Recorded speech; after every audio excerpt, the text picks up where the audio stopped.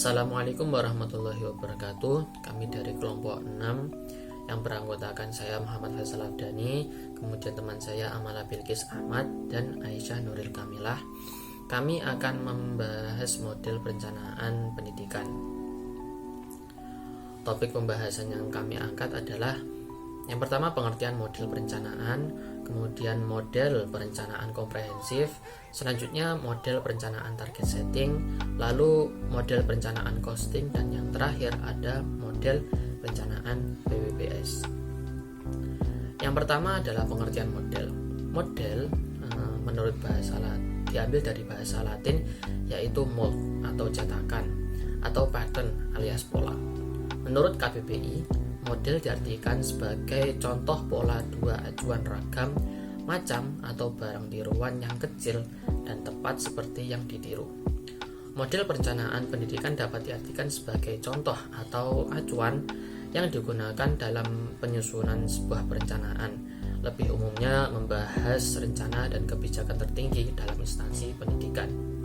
Lalu, model perencanaan dalam lingkup dunia pendidikan diartikan sebagai pola atau acuan dan cara yang di dalamnya memuat komponen yang ditempuh dalam penyusunan rencana pendidikan. Terdapat beberapa macam model perencanaan pendidikan, yaitu ada perencanaan komprehensif, target setting, costing, dan PPPS. Pada model yang pertama ada model perencanaan komprehensif. Model ini digunakan untuk menganalisis perubahan-perubahan dalam sistem pendidikan secara keseluruhan. Jadi dapat digarisbawahi pada penganalisis perubahan-perubahan yang terjadi ke depannya. Berfungsi sebagai patokan dalam menjabarkan rencana-rencana yang lebih spesifik atau khusus ke arah tujuan yang lebih global dan luas.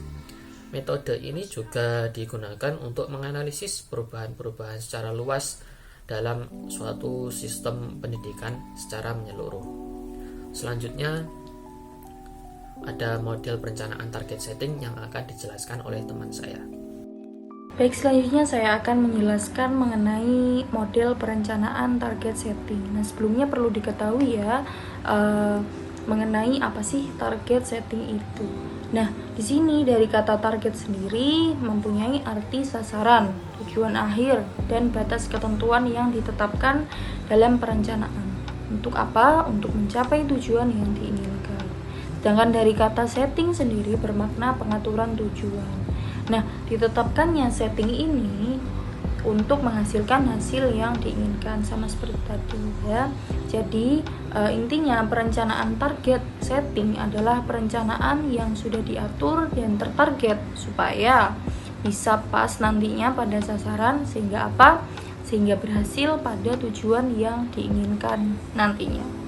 Nah, mengenai prinsip perencanaan target setting. Prinsip perencanaan target setting ini menurut Jumransyah dalam bukunya menjabarkan bahwa perencanaan pendidikan itu yang pertama harus bersifat komprehensif, yaitu menyeluruh dalam melihat segala permasalahan pendidikan.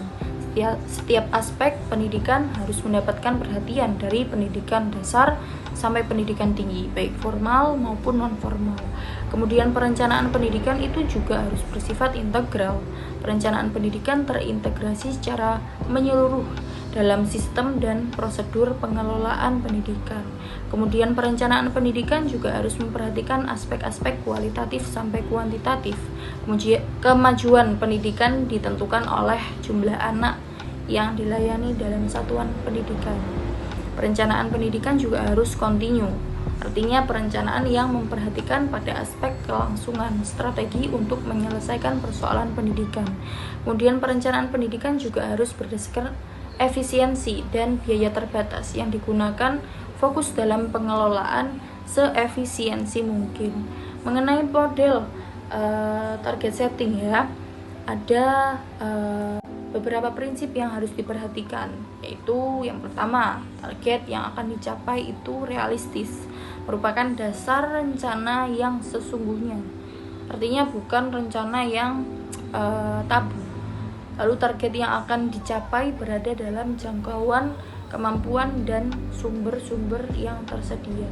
Target yang akan dicapai memiliki kuantitas atau tingkat yang pasti. Agar apa? Agar dapat dicapai dalam periode tertentu.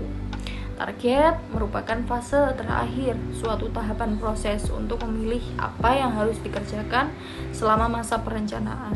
Target juga bersifat penting sekali dapat diukur dan dicapai. Penetapan target benar-benar tergantung pada informasi akurat yang dikumpulkan dan dikomunikasikan. Mengenai prosedur perencanaan target setting, menurut Bang Hart ada beberapa tahap yang harus dilalui dalam penyusunan perencanaan target setting.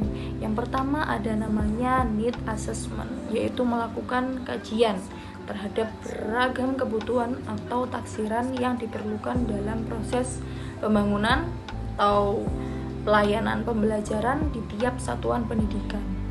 Kajian awal ini harus cermat karena fungsi kajian itu akan memberikan masukan tentang pencapaian program sebelumnya, sumber daya, apa yang tersedia, apa yang akan dilakukan, dan bagaimana tantangan kedepannya yang akan dihadapi, yang akan dilewati.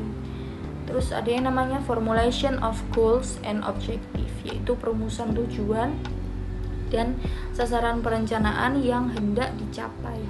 Nah, perumusan tujuan perencanaan pendidikan ini harus berdasarkan pada visi misi dan hasil kajian awal tentang beragam kebutuhan atau taksiran atau asesmen layanan pendidikan yang diperlukan. Kemudian poin ketiga ini ada policy and priority setting, yaitu merancang tentang rumusan prioritas kebijakan apa yang akan dilaksanakan dalam layanan pendidikan.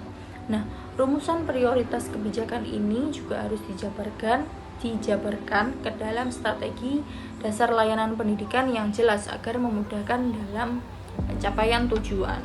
Kemudian program and project formulation, yaitu rumusan program dan proyek pelaksanaan kegiatan operasional perencanaan pendidikan menyangkut layanan pendidikan pada aspek akademik dan non-akademik. Kemudian ada feasibility testing, yaitu dilakukan uji kelayakan tentang beragam sumber daya internal, eksternal, atau sumber daya manusia atau material. Apabila perencanaan disusun berdasarkan sumber daya yang tersedia secara cermat dan akurat, maka akan menghasilkan tingkat kelayakan rencana pendidikan yang baik. Kemudian ada plan implementation, yaitu tahap pelaksanaan perencanaan pendidikan untuk mewujudkan tujuan pendidikan. Ya, keberhasilan tahap ini sangat ditentukan oleh kualitas SDM, kepala sekolah, guru, komite sekolah, karyawan, dan siswa. Lalu iklim atau pola kerjasama antar unsur dalam satuan pendidikan sebagai suatu tim kerja atau teamwork yang handal. Kemudian pengawasan dan pengendalian kegiatan selama proses pelaksanaan atau proses pengimplementasian program layanan pendidikan. Kemudian ada yang namanya evaluation and revision for future plan, yaitu kegiatan untuk menilai atau mengevaluasi tingkat keberhasilan pelaksanaan program atau perencanaan pendidikan sebagai feedback atau umpan balik.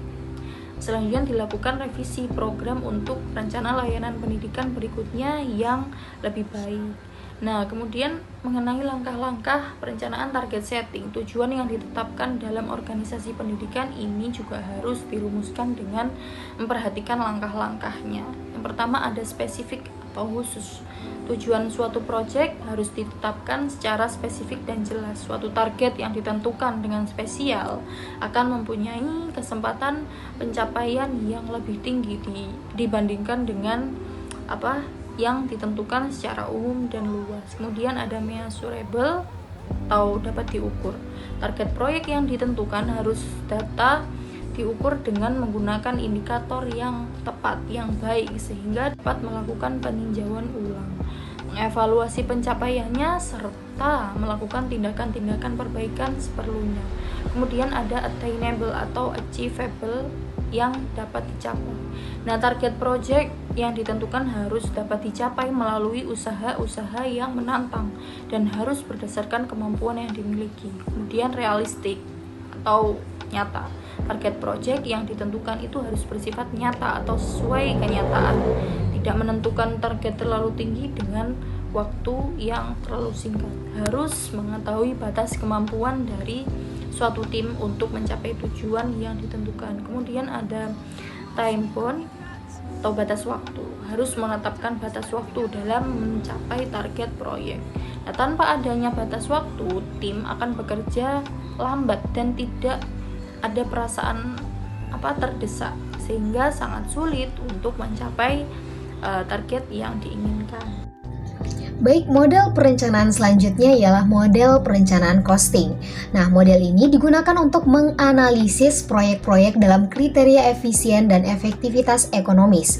Nah, dengan model ini nantinya akan dapat diketahui proyek mana yang paling visible dan memberikan suatu perbandingan yang paling baik di antara proyek-proyek yang ada yang menjadi alternatif penanggulangan masalah yang sedang dihadapi.